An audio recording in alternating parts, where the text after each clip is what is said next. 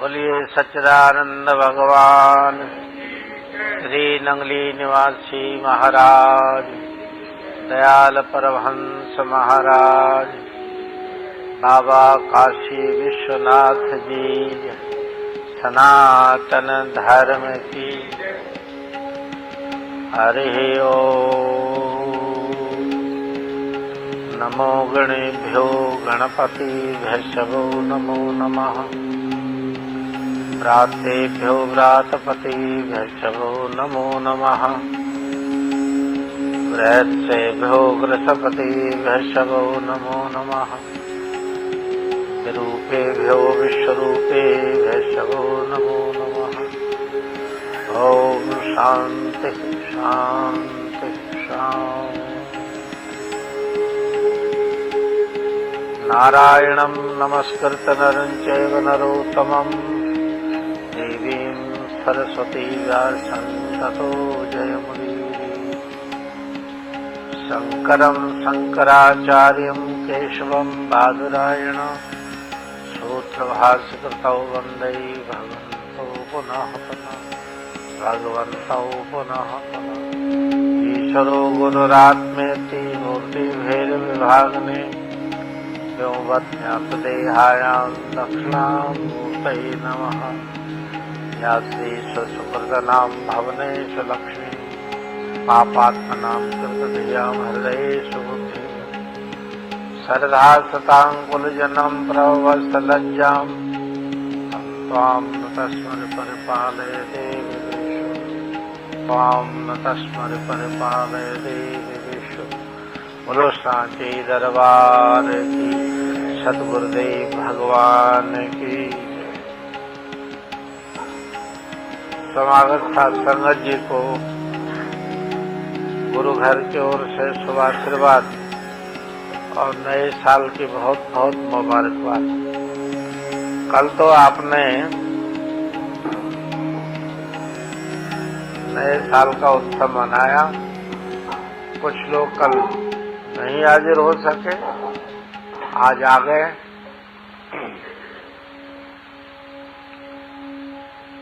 जैसा कि आप जानते हैं, समय कैसा है, बड़ी खुशी मनाते हैं हम। नया वर्ष आ रहा, नया साल लग रहा है। मेरा आज जन्मदिन है। अब मुझको 21वां साल है, 22वां साल लग रहा, मैं 50 साल का हो रहा हूँ। लेकिन शास्त्र हमारे ऋषि मुनि कहते हैं न, कालो न याति वैवेव याति। ऐ मनुष्यों, तुमने समय नहीं काटा, समय नहीं गुजारा तुमने, समय ने तुमको गुजार के रख दिया। भोगो न भुक्तम वैवेव भुक्तम, तपो न तप्तः वैवेव तप्तः। तुमने तप नहीं किया, तप ने तुम्हें तपा के रखा दिया। और तुमने भोगों को नहीं भोगा, भोगों ने तुमको भोग के रख दिया। अब तुम्हारे पास कुछ भी नहीं बचा हुआ है। अमृत रूप यह आत्मा तेरा अपना अस्तित्व है। इस अमृत से वंचित होकर के, इसको भूल करके बाहर की खुशियां, भौतिक खुशियां, भौतिक ऐश्वर्य और भौतिक चकाचौंध में आदमी अपने लक्ष्य को भूल गया। हम ही लोग नहीं, तमाम संसार के लोग भौतिक योग से गुजर रहे हैं और उसको अपने सर्वोपरि उपलब्धि मानते हैं। विकास की उसको चरम सीमा मानते हैं। लेकिन वास्तविक ये विकास नहीं है। विकास दो प्रकार से होता है। एक चैतन्य का कर्म विकास, एक प्रकृति का कर्म विकास। प्रकृति का विकास वो मनुष्य के हाथ में नहीं, वो अपने आप होता रहता है। त्रिशेणु बराबर जो जीव जो कभी नजर नहीं आते, वायरस जैसे ऐसे जीव भी विकसित होते होते धीरे धीरे गाय भैंस का रूप और अंत में मानस रूप में आ जाते हैं। अब उनकी क्या गिनती है, कोई गिन सकता है? एक बूंद पानी में कितने अरब खरब वायरस होंगे, यह गिनती करना मुश्किल है। फिर इस वायुमंडल में, इस पृथ्वी में, इतने सारे वनस्पतियों में, इतने सारे जानवरों में, चिड़ियों में और मनुष्यों में जो शरीर हैं, ये अनगिनत हैं। कई करोड़ उसमें कीट पतंग हैं, कई करोड़ जो है चींटी दीमक वगैरह हैं, कई करोड़ उद्भिद जरायुज स्वेदज अंडज पिंडज हैं, जिनकी कोई गिनती नहीं। जैसे भगवान अनंत हैं, ऐसे जीवात्मा की धारा भी अनंत है। ये धीरे धीरे विकसित होती होती नर से नारायण का रूप हो जाए, इसको चैतन्य का क्रम विकास कहते हैं। जब 99% विकास पूरा हो जाता है, तब मनुष्य योनि मिलती है। 99 सीढ़ियां पार करके आप आ गए। हमारे लोग तो ये कहते हैं कि 84 लाख योनियों में आप सर्वोपरि हैं, मनुष्य चोला, लेकिन मनुष्य भी विकसित नहीं है। इसमें मानव, महामानव, अति मानव, दैव, फिर नारायण रूप, और मनुष्य में दानव, पिशाच और अंत में जड़ता इसके अंदर पछता आ जाती है। ह्रास भी होता है, विकास भी होता है। प्रकृति का जो विकास है वो आज कहीं तालाब बन गया, कहीं समुद्र बन गया, कहीं नया पहाड़ बन गया, कहीं नई नदी फूट पड़ी, नए नए वनस्पति, नए नए फल सब्जियां, नए नए अन्न वगैरह। आप सभी अन्नों को नहीं पहचानते, आप सभी वनस्पति को नहीं पहचानते, आप सभी पशु पक्षियों को नहीं जानते, आप समस्त भौगोलिक रचना को संपूर्ण तरह से नहीं समझते। उसमें बहुत कुछ ऐसा है जो अभी गैबी है, जो दूसरी सृष्टि, दूसरी दुनिया की बात है, जो हमारे आपके लिए समझना वो मुश्किल सा काम है। विज्ञान की आंख भी अभी उसको नहीं देख पाई है, और मूल परिवर्तन वहां से शुरू होता है, उसका ठोस परिणाम इस संसार में दिखाई देता है। ऐसे ही जैसे तुम्हारे हृदय में, किसी के हृदय में चोरी की भावना है, काम की भावना है, लोभ की भावना है, क्रोध की भावना है, तो आप बाहर से क्या पहचानोगे? वो जब अपना कर्तव्य पूरा कर देता है तब दिखाई देता है ये संकल्प से आदमी आया था। कल ये अप टू डेट एक नौजवान आया, आधुनिक काल का विद्यार्थी जैसे लग रहा था, वैसे कपड़े पहने थे उसने। बोले ये हमारी मम्मी जी आई हैं यहाँ पर। कहाँ होंगी, भीड़ भाड़ तो बहुत थी, कल मम्मियों का ही मेला था। हमने कहा भाई कहाँ से आए हो तुम लोग? हम तो इधर कीर्तनगर से आए। हमने कहा देख लीजिए ऊपर जाकर तुम कहाँ मम्मी। घूमा घामा, भोजन वोजन करा और अरोड़ा साहब का नया जूता पहन के भाग गया। वो जूता चुराने के ढेर से नाना प्रकार का पखंड कर रहा था। तो किसके मन में क्या है और कौन क्या करेगा, तो उसमें भी सबकी दृष्टि नहीं जाती। जैसे भौतिक परिवर्तन होंगे तो जिनको वैज्ञानिक दृष्टि अभी तक नहीं पहचान पाई, इस तरह तुम में क्या परिवर्तन आएगा तुम भी नहीं जानते, और तुम्हारे पड़ोसी, तुम्हारे माँ बाप है, तुम्हारे बाल बच्चों के बारे में तुम भी नहीं जानते, कोई नहीं जानता। यह तो सर्वज्ञ राम ही जानते हैं कि किसका हृदय कैसा है और कौन क्या होगा, कैसा परिवर्तन होगा उसमें।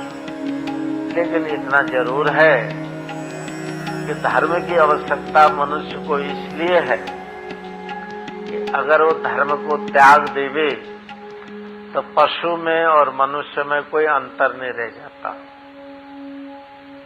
पशु जो है भोजन, जीना, ये सब करता है, लेकिन ये नहीं जानता कि वो जिंदा क्यों है। वो ये नहीं जानता मुझे भूख क्यों लगती है, अरे ये नहीं जानता हो कि खा के तृप्ति क्यों होती है, मुझे प्यास क्यों लगती है, मैं पानी क्यों पीता हूं, वो ये नहीं जानता। वो एक स्वभाव से अपनी जिंदगी जी रहा है। मनुष्य स्वभाव को परिवर्तन करता है, हर एक पीढ़ी में स्वभाव बदलता है, और जब स्वभाव बदलता है तो हर एक प्रकार से बदलता है। वो मानव से दानव भी हो सकता है और नर से नारायण भी हो सकता है, और उससे भी ऊंचा विकसित होकर के सारे सृष्टि के आवागमन से व्यक्ताव्यक्त से परे जो अनिर्वचनीय तत्व है उसमें भी जा समा सकता है। प्रजापति चरति गर्भे अंतर जाए मानो बहुधा विजय।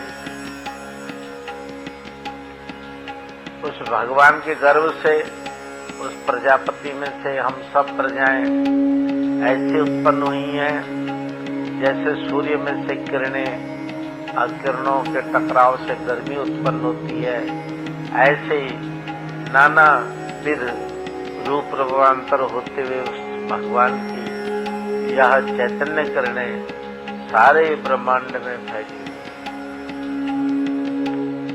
हम जो संसार में नित्य जरा जन्म है और दुख है, जो 3 विभागों में बटा हुआ है, अधिभौतिक, अधिदैविक और आध्यात्मिक, ये तीनों प्रकार के दुख हैं। तो इन दुखों से मुक्ति का तो एकमात्र मार्ग है कि अपने मूल उद्गम को हम पहचाने और उस मूल उद्गम की खोज करें, तो हम इन त्रितापों से छूट सकते हैं। रामायण जी में स्पष्ट कहा है कि दैहिक दैविक भौतिक तापा राम राज काऊ नहीं व्यापा। देह में होने वाले उपद्रव भौतिक, सर्दी गर्मी आंधी तूफान बारिश सूखा वगैरह, भूख प्यास वगैरह,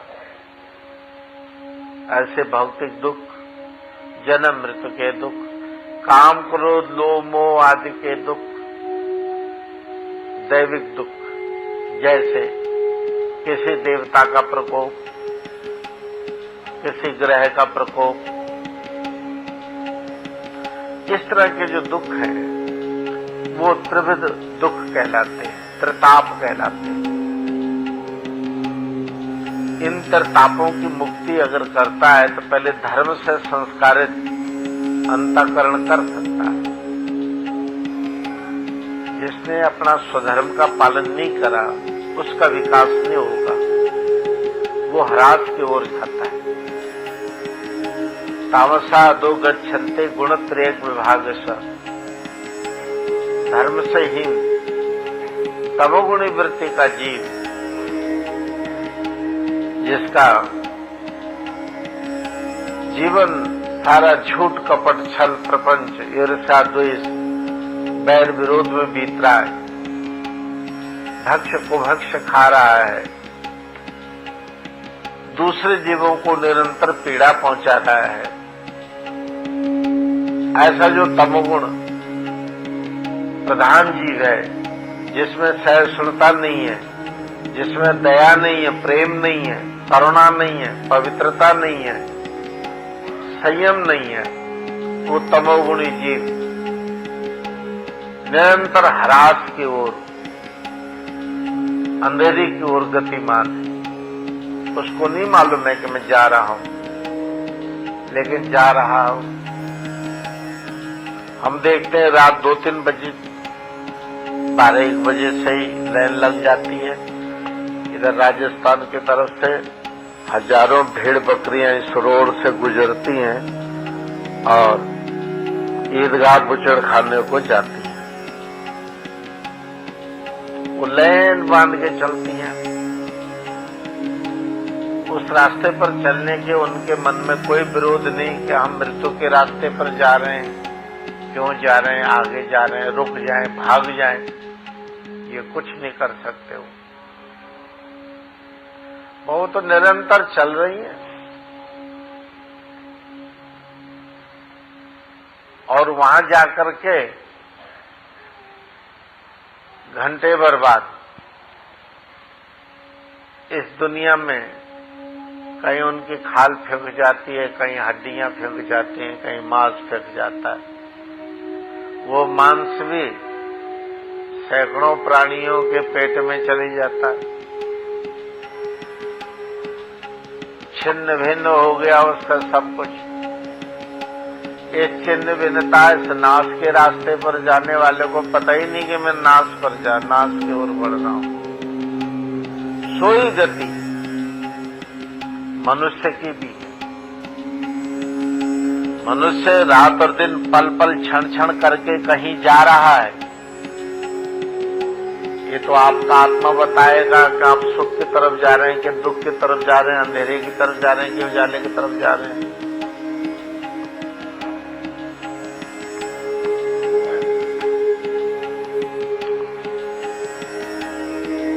और ये भी सब नहीं बता पाएंगे। कोई सुजान व्यक्ति जो गुण कर्म की पहचान रखता है, गुण कर्म स्वभाव की पहचान रखता है, वो बता पाएगा कि मैं ह्रास की तरफ हूं कि विकास की ओर हूं, मैं अंधेरे की ओर जा रहा हूं कि उजाले की ओर जा रहा हूं, मृत्यु की ओर जा रहा हूं कि अमृत की ओर जा रहा हूं, धर्म पर चल रहा हूं कि अधर्म पर चल रहा हूं। धर्माधर्म की भी सबको ठीक से पहचान नहीं है। जिसको वो धर्म मान के करता है वही दूसरी जगह अधर्म बन जाता है, उसके लिए दुखदायी हो जाता है। बड़े स्वाद के लिए जिस खाने को खाता है वही खाना अपच होकर रोग पैदा कर देता है और दुखदायी हो जाता है।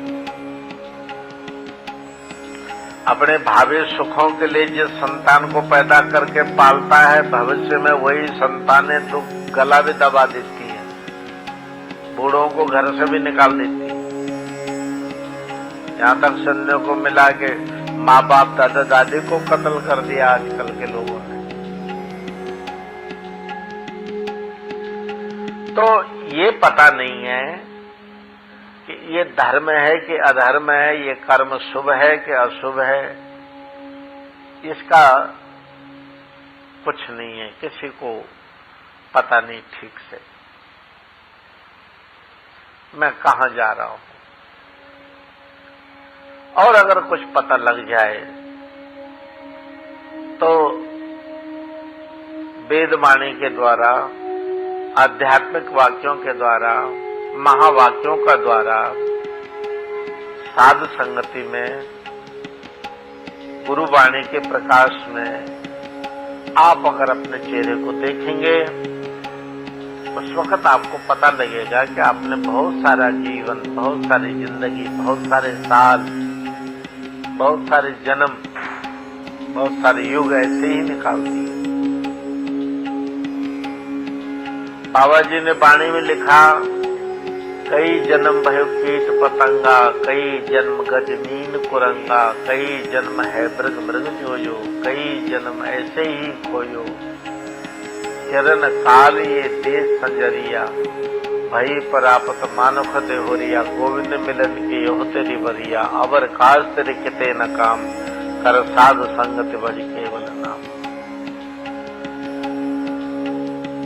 एक बार थोड़ी, कई लाखों लाख योनियों का यात्रा करते करते, त्रास भोगते भोगते, जन्म मृत्यु का बोझा ढोते ढोते, रोग दुख सुख भोग प्यास हानि लाभ की चोट सहते सहते सहते इस मनुष्य चोली तक आ गया।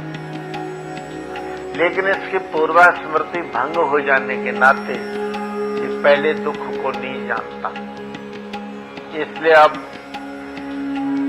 ये अपनी नई शुरुआत समझता है। ये वर्तमान जीवन को ही जीवन मानता है और इसको मोह के नाते वर्तमान मृत्यु को ये कहेगा कि बस यहाँ पर एंड है, इसके बाद कुछ नहीं है। लेकिन ऐसी बात नहीं, ये तो तेरा बीच में रास्ते में छोटा सा पड़ाव है। 80-90 साल का एक पड़ाव है एक चोले में, फिर ये चोला बदलेगा, ये धर्मशाला छोड़ेगा और आगे जाएगा। 1955 की बात है, मेरे साथ एक कालीचरण दास नाम का एक विद्यार्थी था, बंगाल का रहने वाले थे वो, और हम दोनों ने गंगोत्री जाने का विचार किया और बनारस से ऋषिकेश पहुंचे और ऋषिकेश से गंगोत्री के लिए चले। गंगनानी से आगे एक सेला घाटी है, देवदारू का जंगल है। उस घाटी में भागीरथी नदी थोड़े रूप में आराम से जो तैर सको, आर पार जा सको, छोटी सी नदी के रूप में भागीरथी है। वहां पर बौद्धों का गांव है, बौद्ध नेगी लोग, तिब्बती बौद्ध वहां पर रहते हैं, उनका मठ भी है, कुछ सनातनी भी हैं, उनका भी एक छोटा सा मंदिर है। तो रात होने लगी, शाम होने लगी, पैदल यात्रा थी। मैं उससे कहा उसने कि अब तो यहाँ रुक जाना चाहिए, यहाँ कहीं पता किया जाए, कोई धर्मशाला और धर्मशाला कहीं मिल जाए, कोई मंदिर में मठ में ठहरने को जगह मिल जाए। तो बौद्ध मठ के एक मंदिर है, उसके पुजारी के पास गए। उसने कहा ठीक है, 2 महात्मा हो, 2 विद्यार्थी हो, इस कमरे में आप लोग रह सकते हैं। दे दी उन्होंने जगह। हमने अपना सामान रखा, तो चलो भाई नीचे, 2 सीढ़ी उतर के नीचे आए। सड़क पर चाय ढूंढने लगे, एक चाय वाला भी मिल गया। वो एक केतली 4-6 गिलास लेके सड़क के किनारे बैठा था बेचारा, आग जलाए हुए। तो वहां पर पीएससी के कुछ जवान चाय पी रहे थे, जो एक फुटबॉल मैच में भाग लेने के लिए मुरादाबाद आ रहे थे। वहां से किसी मैच में जाना था। तो हम भी उनके देखा देखी वहां पर बैठ गए, चाय वाय पीने लगे। वो जवान तो अपने ट्रक में रवाना हो गए नीचे की ओर, और हम बैठे रह गए। तो मैंने चाय वाले से पूछा, भैया हम इस बौद्ध मठ में रात को ठहर रहे हैं, यहाँ पर सब ठीक ठाक है? बोले हाँ सब ठीक है। इस गांव में कोई खास धर्मशाला चट्टी वगैरह तो नहीं है, यहाँ से आगे जाके है, लेकिन वो दूर पड़ेगी आपको और रात होने को है। तो अब आप ठहर गए, अच्छी बात है। लेकिन एक बात है, आप सवेरे अगर नीचे नहाने नहाने को गए नदी में और तो तुम्हें कोई साधु महात्मा दिखाई दे तो उनसे बातचीत मत करना। अगर तुमने बातचीत शुरू कर दी तो तुम्हें अपनी बातों में वो ऐसे भ्रम में डाल देंगे कि तुम पगला के उसके पीछे पीछे चल दोगे, फिर वापस नहीं लौटने के काबिल कर। ये बड़ी भारी बात है। अब तक कितने ही लोग उस महात्मा के पीछे ही गुम हो गए। अच्छा, खैर, सवेरे हुई, हमारे मन में कभी तो उसके बाद सत्य लगे कि हो सकता है कि ऐसा हो, कभी कहेंगे नहीं उसने ऐसे परदेसी मजाक कर दिया। भला ऐसा कौन साधु है कि जिसके पीछे सब लग जाए और वो फिर मिले ही ना। रात्रि को भोजन वगैरह कर बनाया, भोजन करा, सो गए। सवेरे उठे और नहाने को गंगा पर पहुंचे तो पत्थरों पर तापते हुए मैं पल्ली पार चले गया। अब कालिदास जो था वो बहुत लंबा चौड़ा पाठ पूजा करता था चतुर्वेदी की तरह, तो वो जल्दी से नहा के अपना आ करके और अपनी चंडी सप्तशती निकाल के भगवती दुर्गा का लंबा चौड़ा पाठ शुरू कर दिया उसने। और मैं अब अच्छा उजाला हो चुका था, काफी दूर निकल गया और पल्ली पार हो गया गंगा जी के। नहा धो करके एक पत्थर पर कपड़ा सुखा रहा था अपना और बैठ करके जप कर रहा था।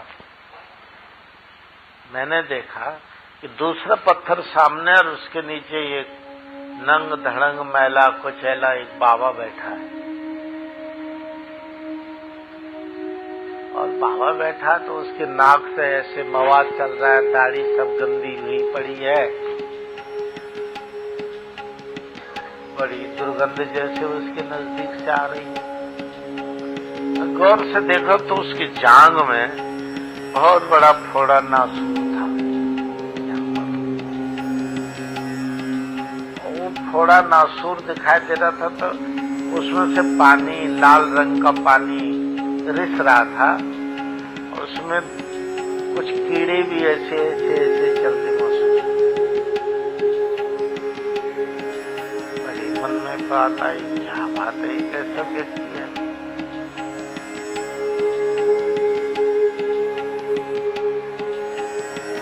कुछ देर बाद वो महात्मा ने आंख खोली और पूछा, तुम कौन हो? मैंने कहा, मैं यात्री हूं और मैं स्नान करके इधर निकल रहा था, आप पर नजर पड़ी, रुक गया मैं। आप आज्ञा दे तो मैं आपके इस फोड़े को धो के इसमें मरहम पट्टी कर दूं, कुछ दवा लाकर डाल दूं। अच्छा, तुम कोई दवाई जानते हो? मैंने कहा, यहाँ वनस्पति, कई ऐसी वनस्पति हैं जिनको पीस कर उनका रस इसमें डाल दिया जाए तो सब कीड़े मर जाएंगे, साफ हो जाएगा, घाव भर जाएगा। तो हंसने लगे, कहने लगे, जब तुम ऋषिकेश से चले तो रास्ते में कोई धर्मशाला में भी ठहरे? मैंने कहा, हाँ जी, धर्मशाला में ठहरे। कोई धर्मशाला चूती भी थी, बारिश भी हुई थी कहीं? एक दिन पहले ये घटना हुई थी, बारिश भी हुई थी और हम रात भर यात्रियों ने बैठ के बिताई थी एक धर्मशाला में उत्तरकाशी में। मैंने कहा, बाबा, बारिश भी हुई थी और भीगे भी खूब थे सारी रात। अरे भाई, तो तुमने उस धर्मशाला की मरम्मत नहीं कराई तुम लोगों ने? चले आए आगे, बोलो। मैंने कहा, महाराज, यही सोच के नहीं कराया कि कल तो दूसरे धर्मशाला में चले जाना है। अब कौन मरम्मत करे, हम तो यात्रा पर निकलने हैं, कोई यहाँ के वासी नागरिक होते तो कुछ बहुत मदद कर देते, लेकिन अब हम तो साधनहीन अवस्था में हैं, क्या करते हम। कहने लगे ठीक ऐसे ही ये जीवात्मा भी इस पड़ाव में आई है, ये 80-90 साल की जो रात है, ये रात इस धर्मशाला में गुजारनी है। आयो धर्मशाला चूती है, टूटती है, क्या नहीं है। अब तो वो अगली धर्मशाला का फिक्र करें ना, अब इसका क्या फिक्र करना। ये सड़ती है, गलती है, गलने दो इसकी।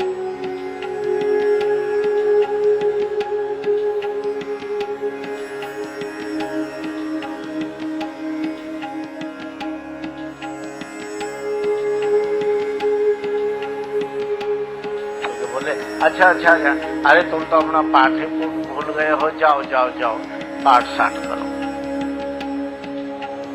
मैं मुड़ा, थोड़ी 7-8 कदम चलने के बाद पुनः मैंने पीछे मुड़ के देखा साधु के पास, तो उसका रूपांतर हो चुका था। वो बिल्कुल शुद्ध पवित्र, न उसमें कहीं गंदगी, न कोई फोड़ा, न कुछ, एकदम सुडौल मूर्ति और बड़े तेजोमय, बड़ा सुंदर अरुणोदय जैसा शरीर का रंग देख के मैंने प्रणाम किया, नजदीक जाके दंडवत करी। फिर हंस पड़े, फिर बोले काहे लौट गया। जानता है तुम अगर तीर्थ जाओगे, गंगा स्नान करोगे तो तुम्हारे पितरों को शांति मिलेगी, ऐसे तुम्हारे शास्त्र कहते हैं, और तुम्हारे भी पाप ताप साप नष्ट हो जाएंगे, ऐसी मान्यता है।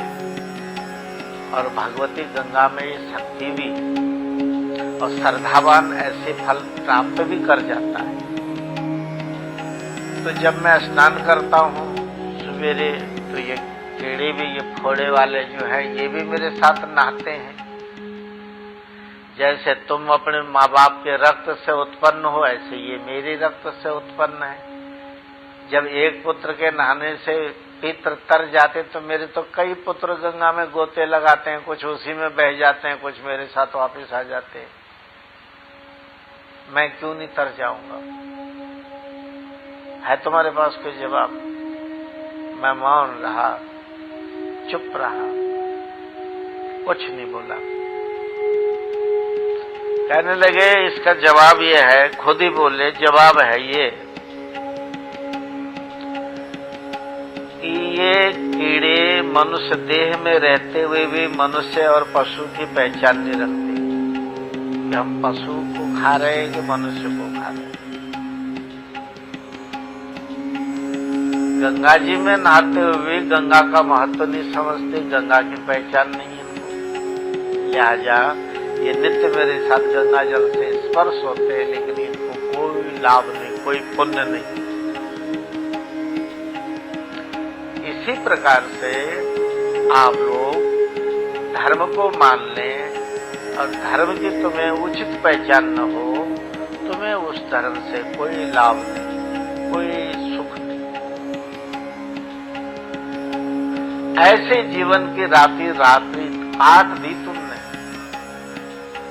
चाहे धर्मशाला, शरीर रूपी धर्मशाला टूटी फूटी हो या फिर ठीक ठाक हो, जैसे तैसे गुजर गई।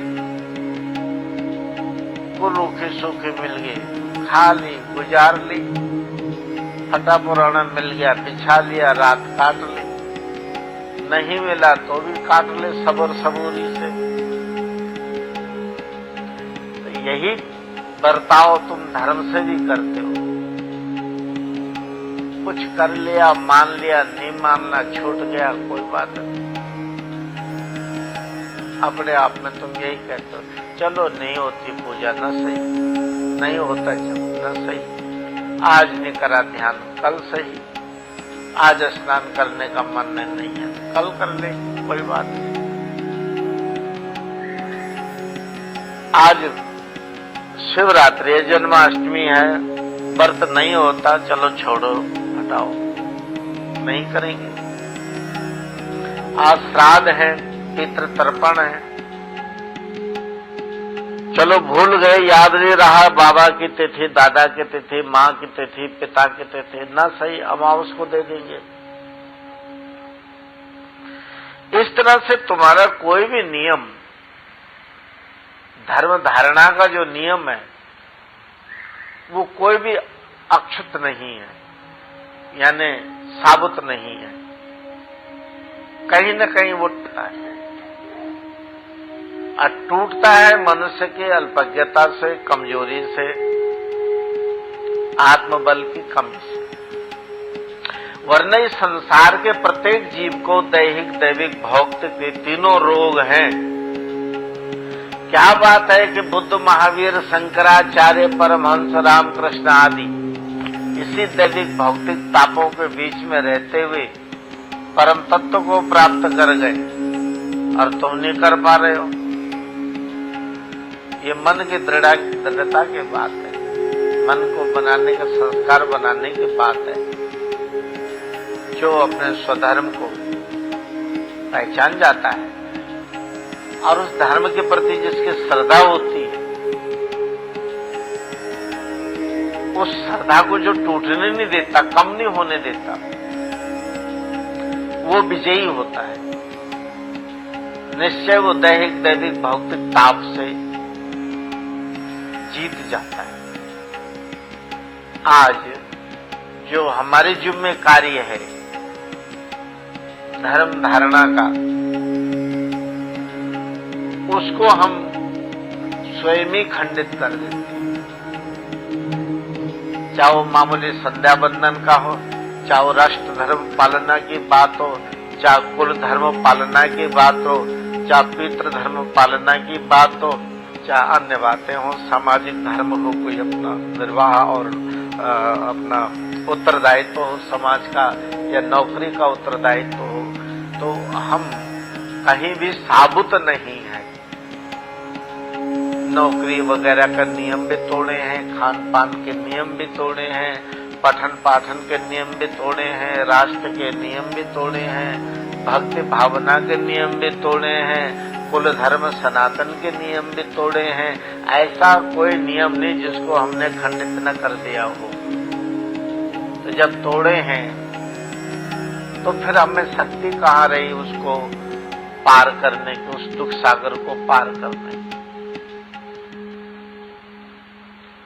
इसलिए नियम होता है कि कालो न याति वैवेव याति। तुमने समय को नहीं गुजारा अच्छी तरह, समय ने तुम्हें गुजार के रख दिया और तुम गुजर गए। अब किसी ने 60 साल गुजार लिए, किसी ने 50 साल, किसी ने 40 साल, किसी ने 30 साल, आगे भी गुजार लोग ऐसे खंडित मंडित होते हुए। अक्षुण जो धर्म है वो श्रद्धा से सुरक्षित रहता है। आप अपने पूजा पाठ के प्रति, अपने प्रार्थना के प्रति, अपने मंत्र जाप के प्रति, अपने बार त्योहारों के प्रति अगर श्रद्धावान, आस्थावान, दृढ़ हैं और आप मृत्यु को वर्ण कर जाएं लेकिन नियम को न तोड़ें, जैसे हकीकत राय जी ने कहा, बेशक हमें काट दो लेकिन अपने अपना स्वधर्म नहीं बदलेंगे। गुरु तेग बहादुर जी ने कहा, हमारा सिर काट लो बेशक, लेकिन हम अपना धर्म नहीं त्यागेंगे। गुरु गोविंद सिंह के बच्चों को बादशाह बनाने का लोभ दिया गया, उन्होंने कहा बेशक हमें जो है दीवार पर चुन दो लेकिन हम अपना नियम नहीं तोड़ेंगे।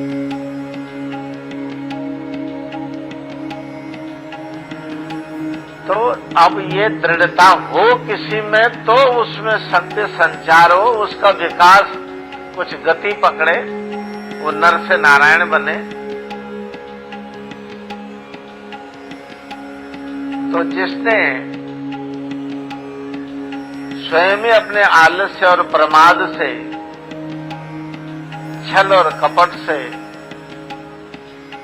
अन्य अन्य बातों से अपने नियम को, स्वधर्म को खंडित कर दिया।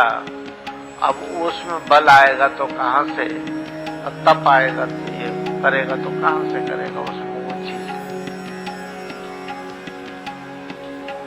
महात्मा जी कहने लगे, यदि इन कीड़ों को ये ज्ञान हो जाए कि ये पतित पावनी गंगा है, तो निश्चय ही आज ये नारायण का रूप हो जाए। गंगा में वो शक्ति है, लेकिन अफसोस है कि ये ऐसी ज्योनि में है, ये नहीं समझते। और हम तुम जिनको अधिकार है समझने का, हम समझते हैं कि पतित पावनी गंगा है, लेकिन उतनी श्रद्धा नहीं है, उतनी दृढ़ता नहीं है। फिर तरें तो कैसे तरें? कुरते गंगा सागर गमनम वर्तम परिपा मथवा दानम और ज्ञान विहीनम सर्वम एतत् मुक्ति न भवति जन्म समेतत्। हम गंगा सागर गए, जगन्नाथपुरी गए, तीर्थ को मान के गए, जगन्नाथ जी के दर्शन के लिए गए, लेकिन उतनी श्रद्धा नहीं है जितनी कि मीरा को श्रद्धा थी इस मूर्ति में, जितना तुलसीदास जी को थी, जितना रामकृष्ण परमहंस महाराज जी को थी। वैसा भाव और वैसी दृढ़ता नहीं है। अब हो तो एक ही दिन का दर्शन बहुत होता है, कई कुलों को तार देता है। धर्म धारणा में जहां तक उपासना का विषय है, श्रद्धा का विषय है, उसमें विश्वास इनको जीवित रखता है। निश्चय और विश्वास अलग अलग हुआ करते हैं। प्रत्यक्ष इंद्रिय जन्य जो ज्ञान है किसी पदार्थ का, उसके ज्ञान होने पर निश्चय कहते हैं।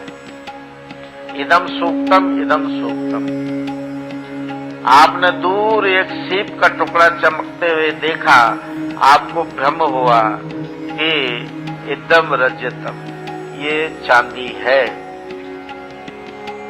लेकिन नजदीक प्रत्यक्ष उसको उठा के हाथ में देखा तो सूखती निकली, सीप निकली। तो एक निश्चय ज्ञान हो गया कि हाँ ये सीप ही है।